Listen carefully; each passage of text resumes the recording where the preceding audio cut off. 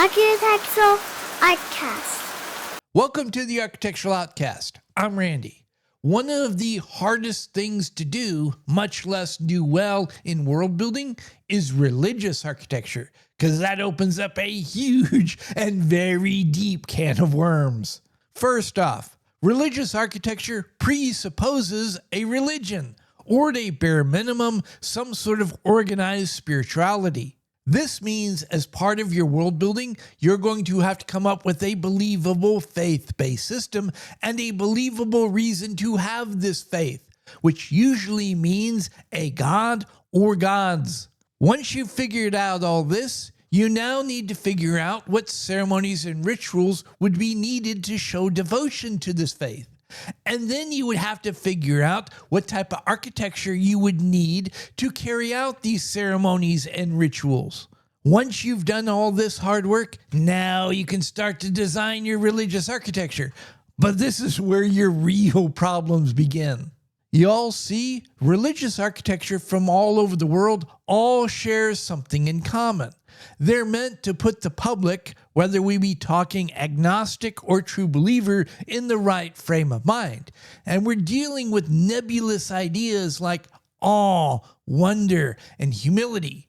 Things that take real talent and ability to pull off well. There are lots of really good ways to successfully pull this off, from Shinto shrines, early Christian basilicas, high Gothic cathedrals, all the way to minimalistic modern churches. This is where we run into one of our biggest problems, though.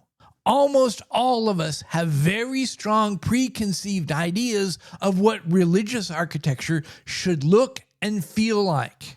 A real-world example of how our preconceived ideas of what religious architecture should look like can lead to all sorts of problems are storefront churches. In rural areas, land is accessible and, most importantly, cheap enough that most congregations, no matter how humble, can afford a building that meets our expectations. In urban environments, land is often too expensive for these humble congregations. Their solution is to rent retail space, a storefront.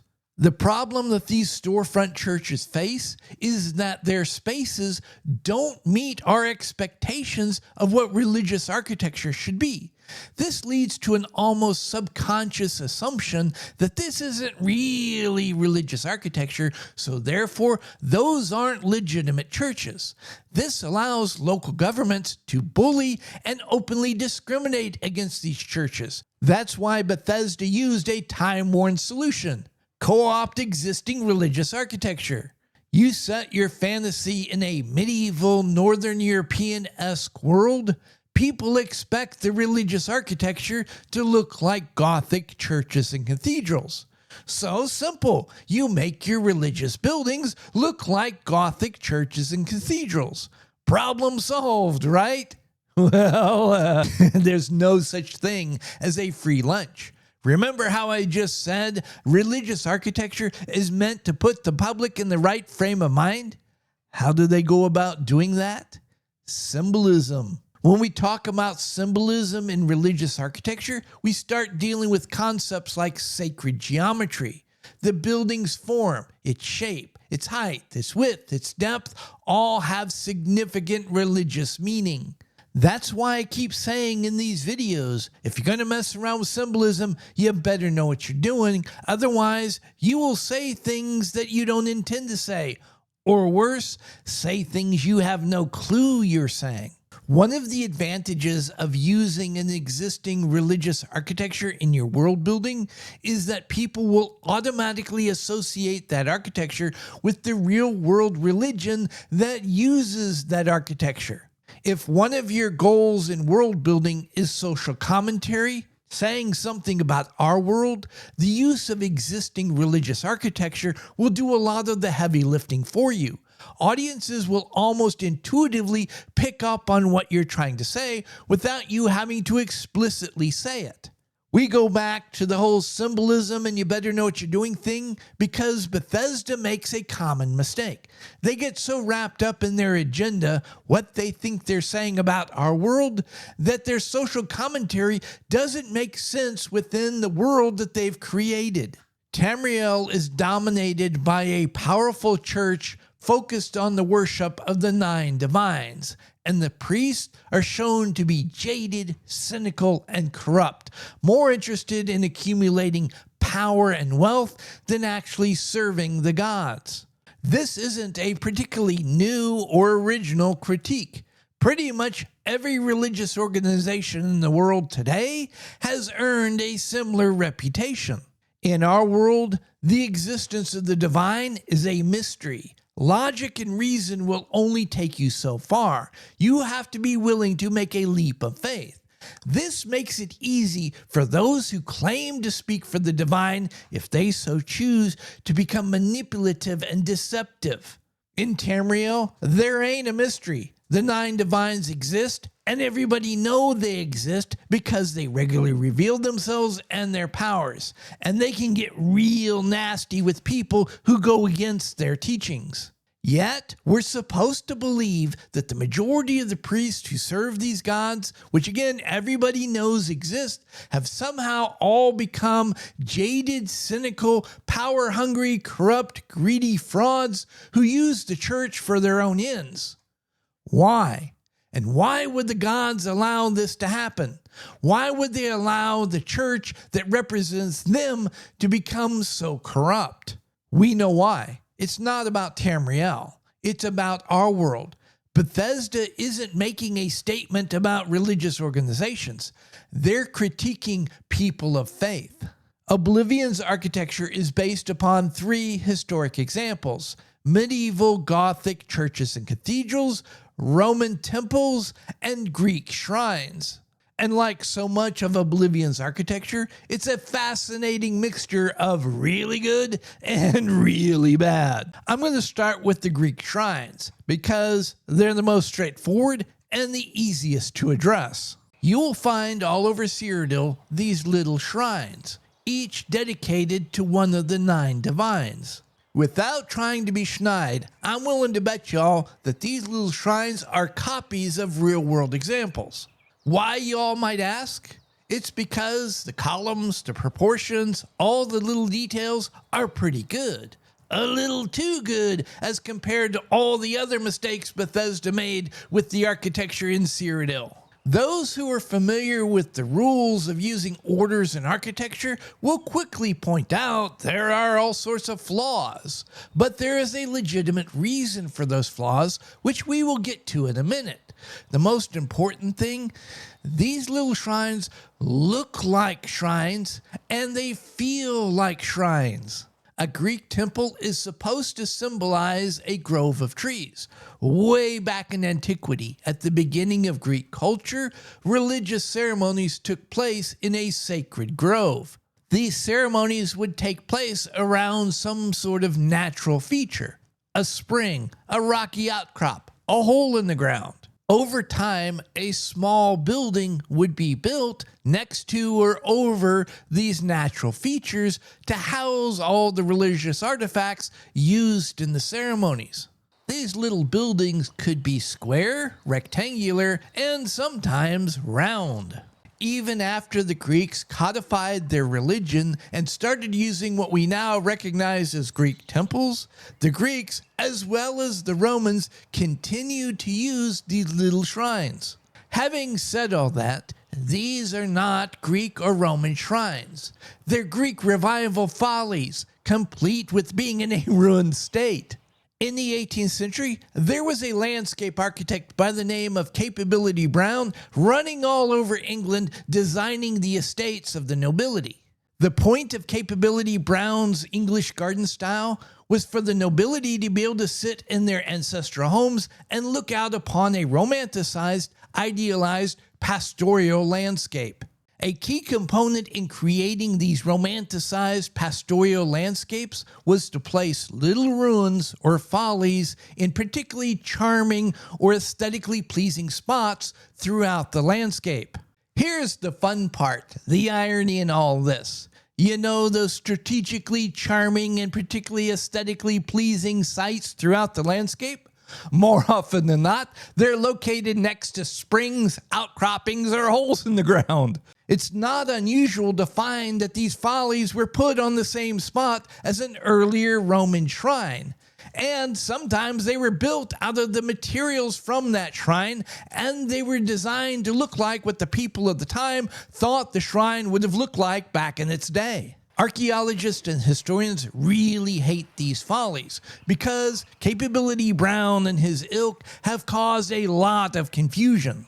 People are so used to finding these little ruins scattered throughout the landscape, and by now, these ruins are hundreds of years old. They have their own history, but people assume they are much older. They assume they're Greek and Roman, thus causing them to expect Greek and Roman shrines to look like follies. Bethesda did the smart thing here. Instead of trying to create a historically accurate Greek or Roman shrine, they created a folly, something that people expect to see when they think of a Greek or Roman shrine. I can't resist. I gotta say it.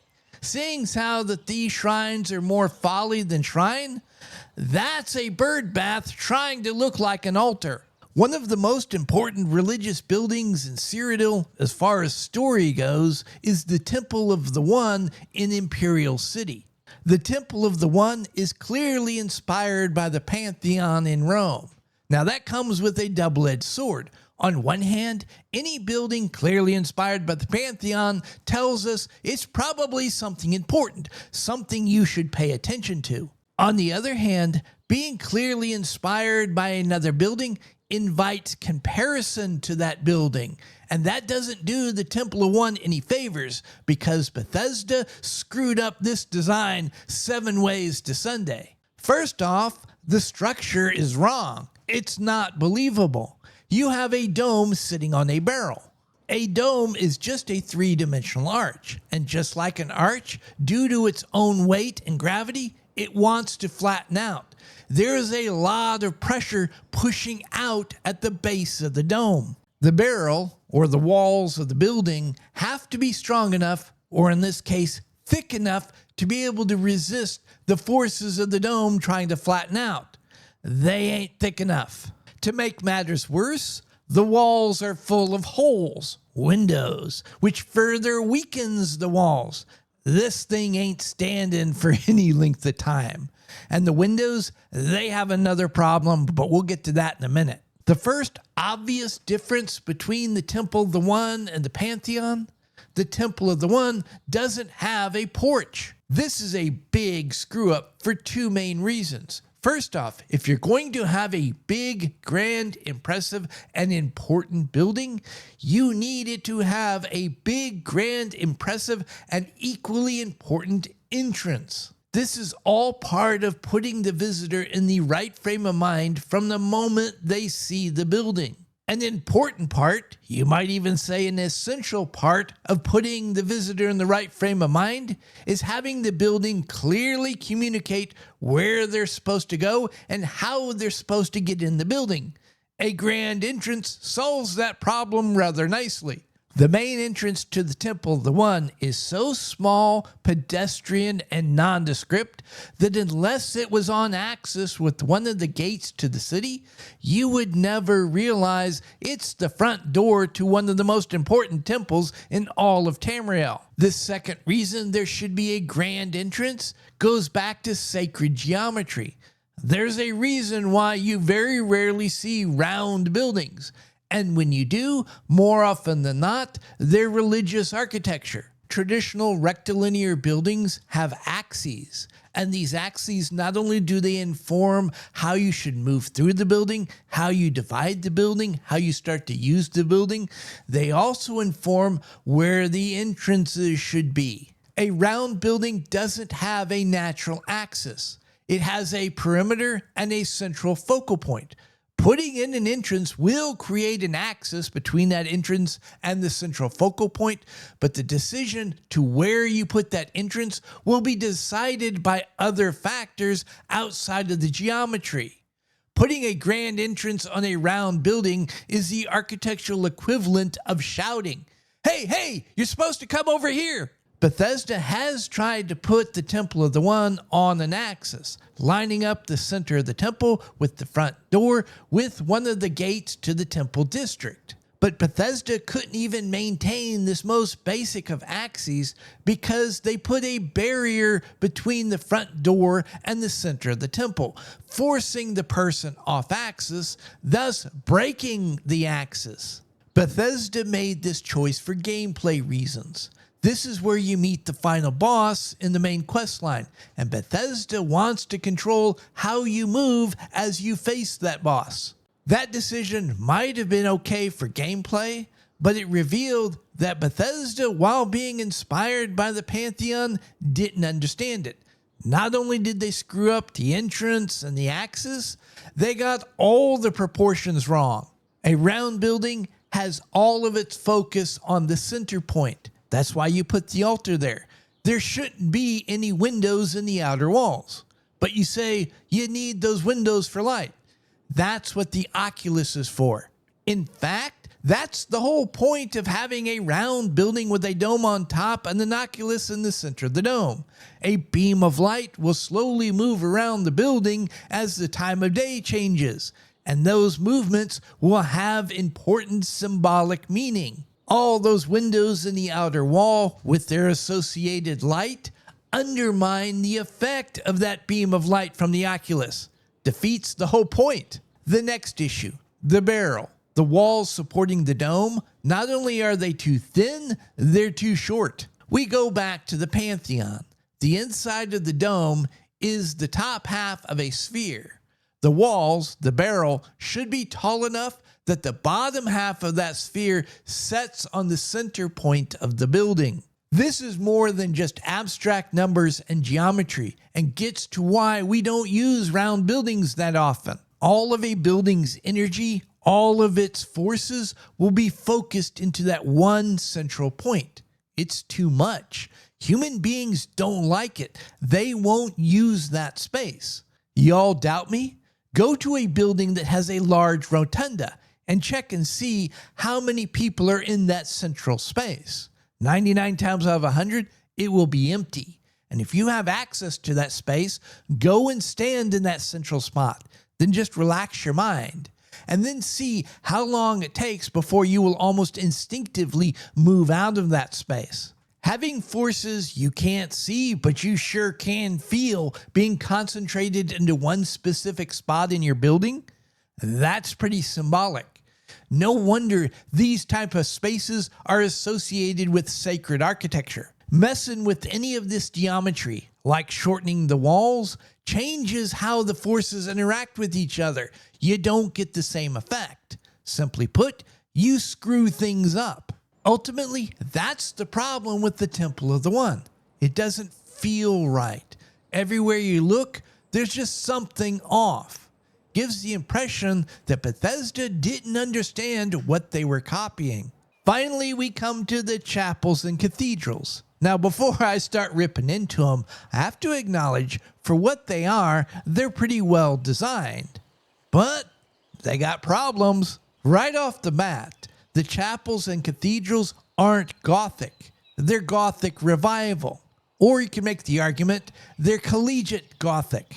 What's the difference, y'all might ask? Medieval Gothic is complex and ornate, whereas Campus Gothic and Gothic Revival is simpler, more interested in form and impression as opposed to copying.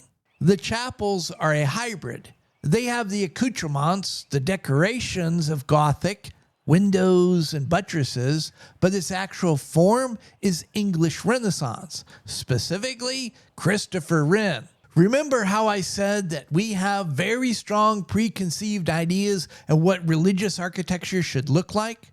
Well, here in North America and England, that preconceived idea is heavily influenced by the work of Christopher Wren. Anytime you think of a small rural church that belongs on a postcard, that's old Chris's influence. Leave a comment down below if y'all would be interested in me making a video about architects like Christopher Wren and Capability Brown, who had a huge impact on how America looks today. While you're at it, why don't you like this video and subscribe to the channel? I'd really appreciate it. These little chapels are similar to the little shrines. They're not historically accurate, but they look like what we expect a chapel to look like. They feel right.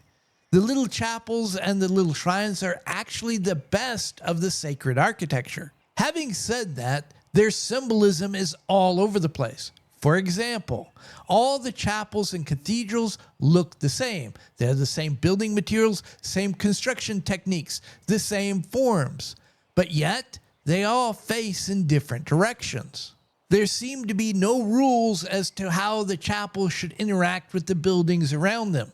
They're just put down all higgledy-piggledy. I'll go into greater depth on this with the cathedrals, but the chapels, their proportions are all wrong. Based upon their height and width, they're too short. And yes, these details matter with sacred architecture. Again, sacred geometry. At some point, somebody's going to come along and say, these aren't Christian buildings. This is Tamriel. They have their own religion with their own rules. Fair enough, but there's a problem with that argument. Two, actually. When you base the architecture in your world building off of real-world examples, you automatically invite comparisons. And this is particularly true when you're using your architecture to make a social commentary about our world. When you make mistakes, it actively undermines the message you're trying to send because it comes off that you don't know what you're talking about. Just like with the chapels, the proportions of the cathedrals are wrong. Based upon their height and width, they're not deep enough. Why this matters? Because in sacred architecture, every dimension, height, width, depth, is supposed to be a unified whole. Symbolism. Similar to the chapels, the cathedrals are also a hybrid. The exterior are Gothic revival mixed with English Renaissance. And yep, there's that Christopher Wren influence.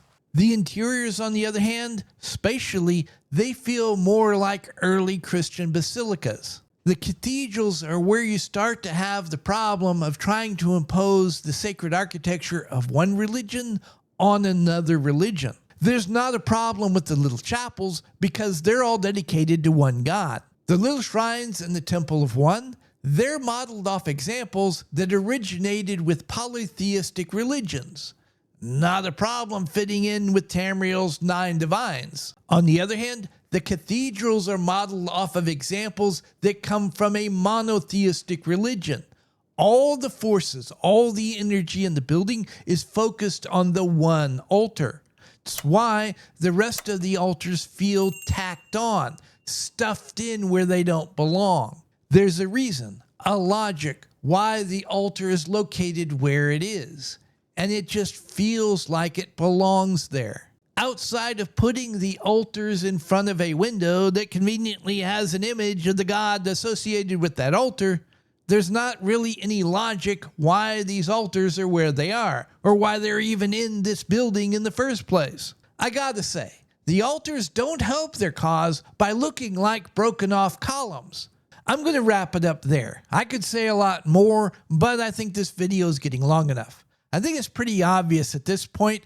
My opinion, Oblivion's sacred architecture is some of their weakest architecture.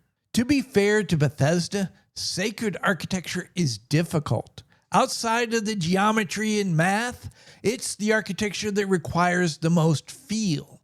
If you don't understand that, you can't do it. Unfortunately for Bethesda, architecture will always communicate what the architect, or in this case, the world builder, thinks about their own architecture. And apparently, Bethesda has nothing but contempt for sacred architecture. At any rate, I hope I've given you all something to think about, and until next time, y'all be safe. If y'all are still here, thank you very much. I really appreciate it. While you're at it, why don't you like this video, subscribe to the channel, click that notification bell. You can hear me yammer on about something else next time. And feel free to share this video far and wide. Please like and subscribe. Please leave a comment.